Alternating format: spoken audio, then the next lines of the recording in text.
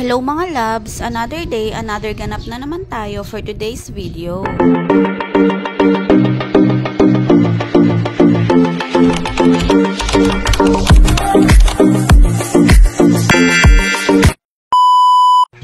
At kahit nga pala Sunday ngayon ay kailangan namin gumising ng umaga dahil nga may pasok pa rin si Daddy. Pinalipat ko na nga lang muna yung anak ko sa kwarto dahil nga ang dami na rin kalat sa sala namin. Kapag washing at nakapagbanlaw na nga ako ng aking labahan ng mga oras na yan at naibabad ko na rin sa downy para isasampay na lang. At dahil nga mainit na rin sa likod namin ay isinampay ko na rin ito dahil nga mahigit 30 minutes na rin itong nakababad. Konti lang din naman to dahil nga nakapaglaban na rin ako nung isang araw at inubos ko lang ngayon dahil nga sinama ko na rin yung uniform ni Daddy.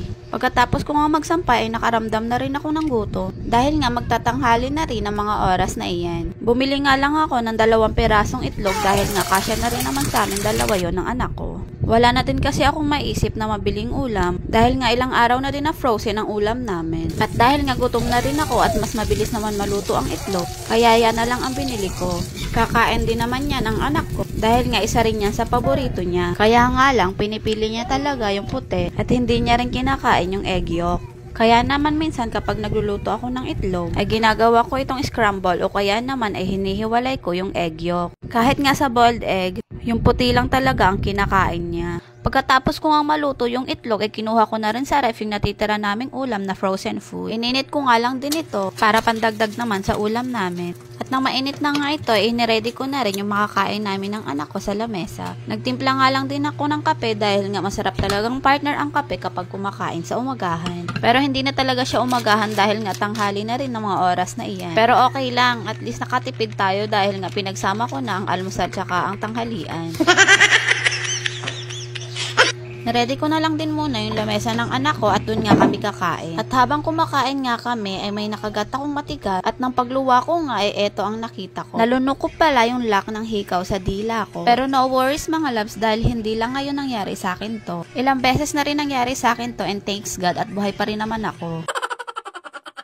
At ng mga bandang 2:00 na nga ng hapon ay naisipan namin na maligo sa labas ng bahay. Dahil nga sobrang init talaga kaya hindi na talaga namin nakayanan. Inuha ko nga lang din yung planggana at saka yung hose para dun maligo yung anak ko. At naghanap nga lang ako ng masasabitan ng hose para naman naka-steady lang ito at nakaupo lang ako. Sobrang sarap kasi talaga magbabad sa tubig kahit na malakas naman ang hangin sa labas ng bahay namin. Wala ka kasi talagang mararamdaman na hangin sa loob ng bahay kung hindi ka mag-electric fan. Kaya naman eto na nga ang naisip namin na solusyon para naman maghinawaan man lang ang pakiramdam namin. Inalis ko nga yung hose doon sa una kong pinaglagyan dahil nga may malapit na saksakan doon. Kaya naman nilipat ko dito sa may bintana para naman hindi maabot yung saksakan at para maging safe din.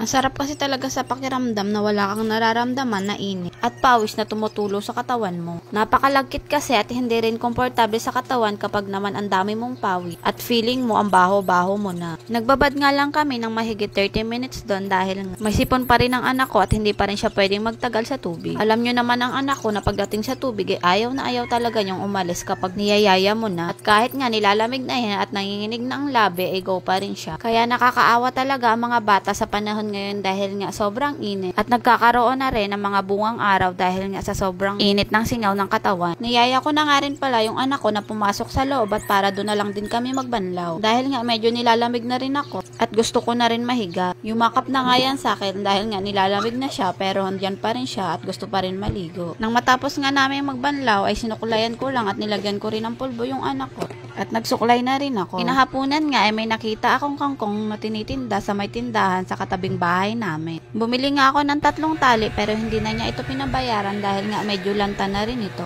Tinatamad din kasi ako pumunta sa bayan kaya nga diyan na lang ako bumili sa malapit. Kompleto pa rin naman kasi yung mga sangkap dito sa bahay kaya hindi ko pa naman kailangan lumayo. Hiniwalay ko nga lang pala yung dahon tsaka yung tangkay dahil nga hihiwain ko pa nga ito. Pagkatapos ko nga nito ay sinunod ko na rin yung mga sangkap at saka ko naman ito hinugasan. Nagumpisa na nga pala akong magluto para naman maaga rin akong matapos. Nakapagsaing na rin ako niyan at naisalang ko na rin ito. Wala nga pala yung halo na karne at pure na gulay lang talaga. Dahil nga low budget lang tayo at wala pa naman tayong pambudget para sa mga karne. Goods na yan para sa mga taong nagtitipid, at least may pagkain. Nasa pagluluto naman yan kung masarap ang lasa at hindi naman importante kung anong isasahog mo. Saka na tayo magbongga ng sahog kapag meron na tayong budget at pag may extra na tayo. Pero sa ngayon, tipid-tipid lang muna at tiis-tiis lang muna tayo sa mga gulay-gulay. At least masustansya at nabubusog pa rin tayo sa araw-araw. Maya-maya nga ay dumating na rin si Daddy at nagpatimpla nga siya ng kape. At dahil wala nga kaming kape, ay yan na lang ang ginawa ko. Kadalasan kapag wala talaga kaming kape ay nagtutunaw ako ng chocolate para yun ang gawing hot choco. Masarap naman siya dahil dark chocolate siya at social pa nga yan dahil galing pa nga yan Japan. Tinutunaw ko nga lang ito tapos nilalagyan ko ng konting asukal. Pero in fairness, masarap talaga yan. At nang mahalo ko na nga ito at nang matunaw na, ay binigay ko na rin agad ito kay Daddy. Saka ko naman binalikan yung niluluto ko. Nilagay ko na nga rin pala yung mga dahon dyan at nilagyan ko ulit ng oyster sauce dahil nga feeling ko kulang pa nga ito. Hinintay ko na nga rin muna itong kumulo bago ko patayin dahil nga napakainit na ng singaw sa loob ng bahay namin. Lalo na ngayon na nagluluto ako, sumisingaw talaga yung init. At yan na lang po muna for today's video. Thank you for watching everyone. Ingat and God bless.